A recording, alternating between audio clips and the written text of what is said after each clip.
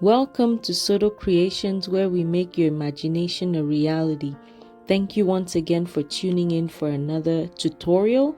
I'm starting today by assembling my metal arch that I'm going to use to make this floral backdrop that you saw on the thumbnail.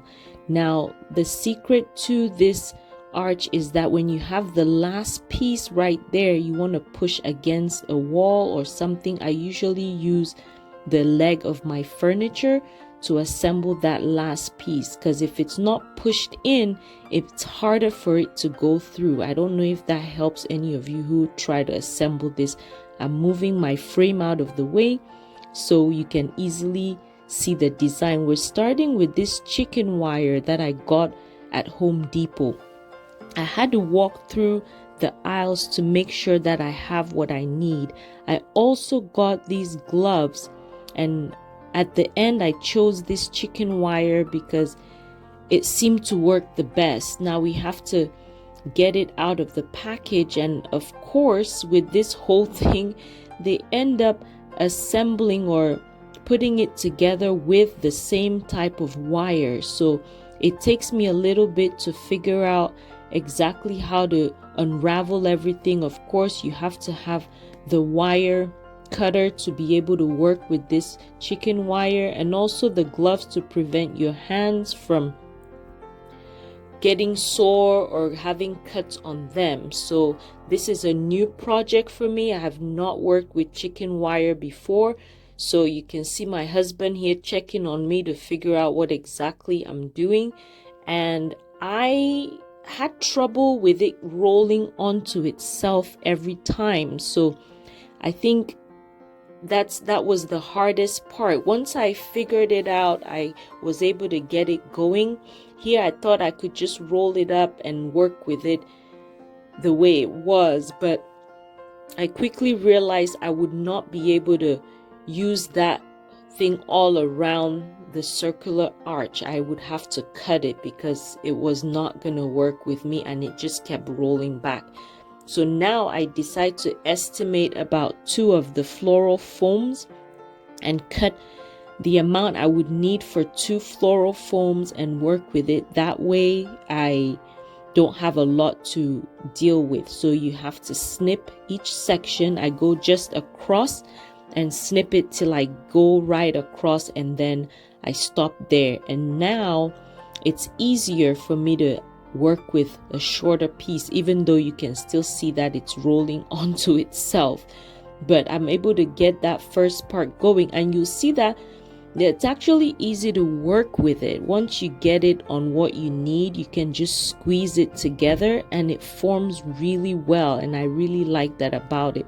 But for me to be thorough and make it even better, I'm using these zip ties to secure them in place so that they actually don't move when I start putting flowers on them. So once I have the zip tie secure, I'm still squeezing onto it so that it holds onto the pole. And then here is my floral foam. I'm using the dry floral foam here because I'm not using natural flowers. I'm going to use artificial flowers, but of course you can use natural flowers if you want. And I'm just creating kind of a nest for each of the floral foams. So then I'm attaching a zip tie in between each floral, like the chicken wire in between each floral foam, to keep it all nice and secure so it doesn't go anywhere. So second floral foam I just open it up because I had folded it onto itself, slide that in. Now you want to be careful when you do this, because if you slide it too close to your metal, it's gonna cut your floral foams, and you don't want that happening. So we're gonna attach another zip tie right here, and then we'll keep working on it in that direction, but your floral foam has to face forward. Now I've already cut my second piece of chicken wire. I'm just folding this in third, trying to squeeze the sides where it's folding to make it easier for it not to roll onto itself, and I can really attach it onto the backdrop. I'm somewhat overlapping it to the previous one and using zip ties to secure it in place. And there you see how I got that tight, putting on my gloves back. I'm showing you here I was using these 8-inch zip ties, and I decided to switch to the 14 inches, and it made my life a lot easier. I wasn't struggling to connect the two pieces. It would slide on easily, and I had more to pull onto for it to stay in place. So that helped as well get things going a lot faster. So now I'm working my way to create a nest for this, and you can put whatever size you would like for your floral foam. Make sure your floral foam is facing the front part of your arch. That way your flowers are attached to it, and it's in the front, so it's easy to put all your flowers, not just your greenery but the flowers, and you'll see what I'm talking about later on in the video. So I keep going with the same zip ties, alternating, spacing out my floral foam until I'm able to get the whole arch covered. You can see how flexible the chicken wire is right there where I'm touching. I'm just able to slide or thread through another zip tie and just squeeze that in. So that's very helpful. Now I'm going to show you how I fold it in thirds. I have that first piece folded and then the second piece over that. This helps where it's easier to work with, and then I can continue the process of just attaching that first part, squeezing it onto the metal arch and working my way through to get the whole thing covered. Of course, if you're using just part of your arch for flowers, you would just cover the space you need. Some people like the design where you have flowers just on both sides. Some people like maybe just on the top. So it's up to you, but I have dreamt of this design for some time, so I really wanted to accomplish this. I wanted to do this a couple of bridal shows ago, but I couldn't do that because I did not have enough flowers. This time I was able to get all the greenery especially that I needed for this. I'm just unboxing all the things I bought on Amazon, blacked out shopping for all these greenery because I had some in stock but not enough to fully cover this arch, and this design has been on my mind, and I was so excited and so happy that I was gonna bring this to life, make this imagination a reality. So here I am unboxing all the greenery. I'm gonna show you everything that I have. I bought this baby's breath and I was nervous buying it because there's so many fake looking ones out there that make your design not look as good. Of course, when you're creating your design, you still don't want it to look completely fake. So I'll show you an example of one I bought that doesn't look as good. And then we have this one here, and I'll explain all this here shortly of my thought behind all of the designs. This is the bag I've had at home for the greenery I have. I'm just sorting everything out, putting in piles so that it's easy for me to start working when the time comes to assemble everything together. Just making sure, hopefully I have enough and I can get this design done as quickly as I can to be ready for the show coming up tomorrow. I want to show you guys what I'm dealing with on the floor here. First, a close-up of the arch right here. You can see it's nice and secure. It's not moving. Another thing I did was down here I secured it to this knob so that it's tied down, because I always had issues with one of these where the hole doesn't go, the screw doesn't go in all the way to hold that inner piece. So I just strapped that on like that. Same thing on this side, it hooks right there. So you can see close up, ready for all the florals. This is the first time I'm using chicken wire, so we'll see how everything holds. Now I have this pile that I bought a while back. I only used a few in my last decor stuff, so I have that pile. The new pile is this one here. My problem is each side is so different, but it's similar to that one. So the leaves are slightly bigger. I just have more work to do to get the leaves turned around like this. So one side is this color and the other side is that color. I wish they were turned around to all be this color, but they're not. This one is not too bad because they're smaller and it's not that big of a difference. But when you put them together, they're about the same. So I might use both. These stems are they actually seem easier to insert than this, because this is wrapped with like a paper tape and this one is just your plastic. So I will put both of these, that one as a base. There's more here. I don't know why they wrapped it like that. It seems like their plan was that no one should get into it, but it just makes it harder to straighten everything out. That would be more work. Now we have this one that I bought new, but I had some already right here. I'm separating it just so I know if I need all of this, but this is what this one looks like. I think I already showed you. And these are more fillers. They're shorter stemmed, as you can see, but I can direct it where this part shows and not the back part. So it's also similar. One thing I want to do is make sure I'm staying within the same shade of green. Therefore, I am not using that right there. I'm going to use it here in the house because I have a vase that I want to set up a bit of a floral arrangement.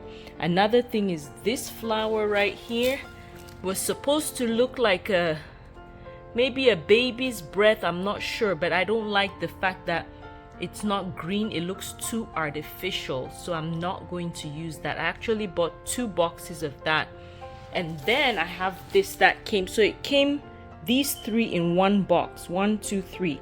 The only reason I'm keeping it is because of that one. I'm not a fan of this, but this one I can also match with what I showed you first, the plastic stemmed one.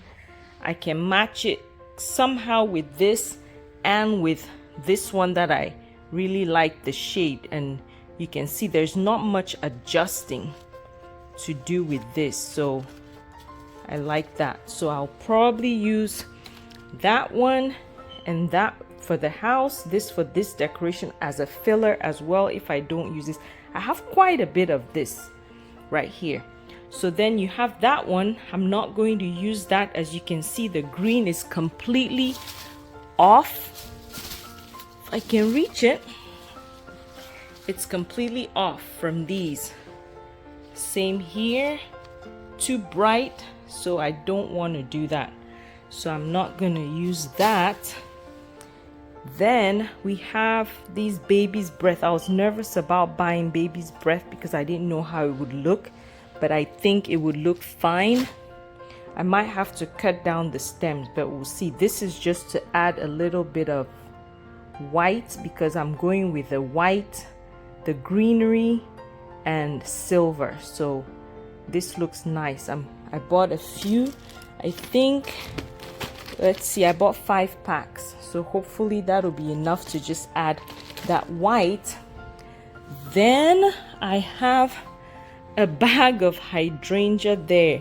My concern with this hydrangea is that I think I cut some of the stems a bit short, but we'll see. I don't want to add too much. And then I also bought, I bought some white roses, but I have my flowers here that I use for the balloons. This tub has balloons, flowers that I'm going to put on the balloon backdrop, but I found these roses that I think I'm going to add as well. There are a few more in here. I have to dig through it to find it. But I did buy these roses, so they look wider than they actually are on camera. So I'm gonna use these, and I have a few. Let's see, have about 4 boxes of that, so that's going to add to the whole thing. So set the camera and get to working, because I'm hoping I can get all this done tonight, and tomorrow morning inflate all the balloons so I can go set up the balloons and do my drapes, so that on that day, this I would just carry in a truck to the venue and set up my table and that kind of stuff. So I'll not spend that much time like I usually do at the venue on Sunday, and I'll be ready on time. So I'm hoping this is all done.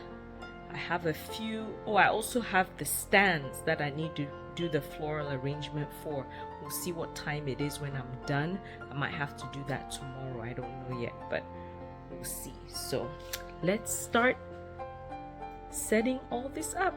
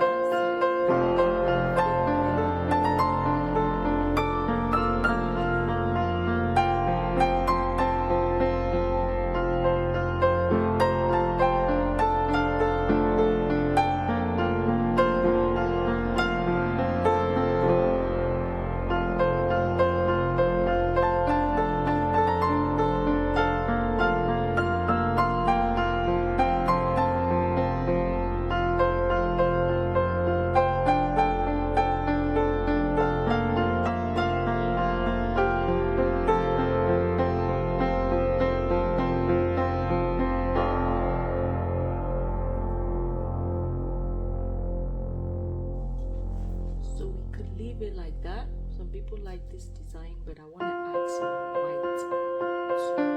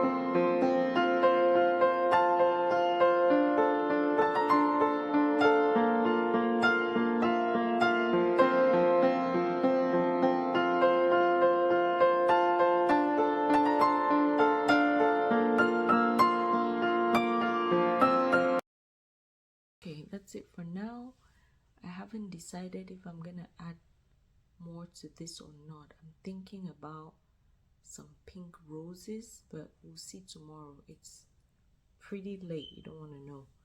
So I'm gonna go to bed. Tomorrow we're gonna inflate balloons and get everything ready for the bridal show. Today is now Saturday and the bridal show is tomorrow, so I'm gonna get some sleep. And excuse me, in the morning we inflate the balloons and hopefully the kids don't get into this area. I'm just gonna block that off and I'll see you in the morning. So I skip a day because yesterday I spent the morning inflating balloons. In the evening took the balloons to the show, got that all set up, and today is the day of the bridal show. So I'll do another video to show you the design I did for the bridal show this time. Everyone loved it and I'm pretty excited with how it's gonna turn out. So make sure you're subscribed and click that notification bell so you don't miss that video when it comes out. Right now Richard is helping me set up the booth. This is the day of the bridal show. I'm just getting this backdrop set up. I'm stuck at this point because I didn't realize the back crossbar was stuck and I was trying to create a wider design at this point. You can see the floral arrangement we have on the left side does not look how it looked at home because of course I have it turned to the side and you can see all the wire in the back. But don't worry, you'll see it once I get that set up. I just want to show you how I put this backdrop together. I have in the back my voile white drapery, so that's a lighter fabric than the ones that you see at the front. I'm just spreading it out so that they're nice and even. And on the front ones I have my 4-way stretch fabric. Richard is helping measure the midpoint so that the design is nice and even. Of course I use the first drapes going right to secure that midpoint, and then I'm able to then move the ones on the left and make sure they're all nice and even. I have 4 panels on each side, and the reason I'm telling you one side versus another is so that you understand how the design is done. We're going to work from the middle out. Now I'm putting my pole covers, tightening that up a little bit. My sister the day before helped me make that, and her and Richard were able to put those panels up for me, so it's easier for me to work today. So I'm getting all my pipe cleaners ready to start the design. You're going to take your first panel from the left side. First, we're going to raise the backdrop as tall as we can because I want the backdrop to be fully covered. So I want it to go above that backdrop, and I'm moving things out of the way so you can see exactly what I'm doing. First drape, remember we have 4 on the left, 4 on the right. I'm gonna straighten up all that voile fabric that's tangled up in the back, move that out of the way by just rolling it and tucking it in without interfering with the booth that is behind my booth, so that they still have their space. So that's all done. We're taking the first drape on the left side, which is the ones in the middle, and we're going to attach that to our pole on the right. Then you're going to take your first drape that's on the left and attach that in at the same level on the left side. You can see where it's not even, but I end up backing up a little and seeing that I tied it at first, then I walk back and notice that it wasn't even. So then I go back and I redo it, and that's sometimes I always tell you have to step back to look at what you're doing. Second panel on that left side, you're going to pass it behind your first panel of your right, and you want to leave a gap from that side. I measured it there and it's about 14 inches from the first one on the right, but we're crisscrossing, kind of creating a basket. So you see me crossing over and then keeping it to the back of that. This is the second panel on the right, measuring 14 inches as well, so that it's at the same level, crossing over and then attaching that to the backdrop. Richard is helping set up. Now we have our third panel. I thought it was 4. We have 3 on each side. So then I'm attaching the third one. Because I did 14 inches on that top part, I'm doing the same 14 inches for this next one. Thank God my fabric is long enough to drape this way. I use 14 feet panels for my drape so that I have room to design whatever I please, but you can see they're all even. Now you have to move that last piece, intertwine that in and back through, but it's harder here to work with because you're working against another fabric. Just make sure you're paying attention and look at it. Then tie that one again 14 inches down from the other, and I noticed that the top part there has a little gap, so I have to climb up and just straighten that out so that it's nice and even. I noticed this, maybe not everyone would, but I just noticed it. So here we go, putting our flowers there. Does that not look gorgeous? I say I've dreamt of this design for so long, and I'm so happy I was able to bring this to life.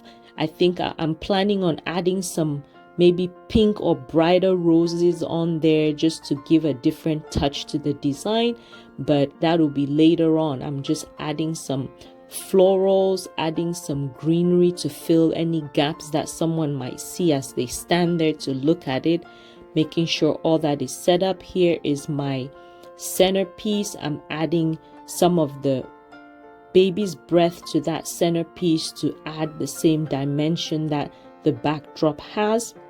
But of course with this I have to cut it shorter, fan the baby's breath out so that it looks more real and more realistic, and inserting all that in. And of course I decided to add roses as well. I had plenty of time this time around compared to the last few bridal shows that I'm cutting it so close. I had enough time to do everything and get ready and linger and mingle with everybody before the show actually started. This was a great show. So don't forget to subscribe, click that notification bell, share the video, and comment down below if there are any designs you would like to see. It would be my pleasure to bring it to life for you. I have all my vases with water. Richard already set that up for me, and I'll let you enjoy the rest of the video as we get our table all ready for the event to start. Thank you so much for watching. Appreciate you guys. Until next time, stay blessed.